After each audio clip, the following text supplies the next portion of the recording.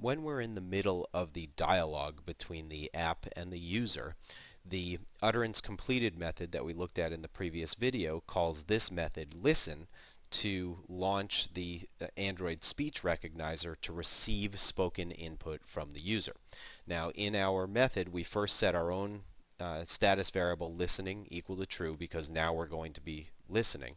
And at lines 270 and 271 we set up an intent which is going to invoke Android's capability for speech recognition.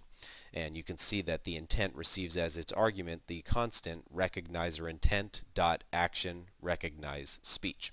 Now when you launch such an intent, if speech recognition capabilities are available on the device, it will then prompt the user to speak into the device and then will attempt to recognize that speech. On the other hand, if such capabilities are not available on the device, we'll get an exception when we try to launch this activity. And for that reason, at line 276, you can see we're calling start activity for result with the speech recognition intent as an argument. The second argument is just supplied as 0 here because for whatever type of response we're getting back, we're just going to process that response. We don't need individual request codes in this particular app.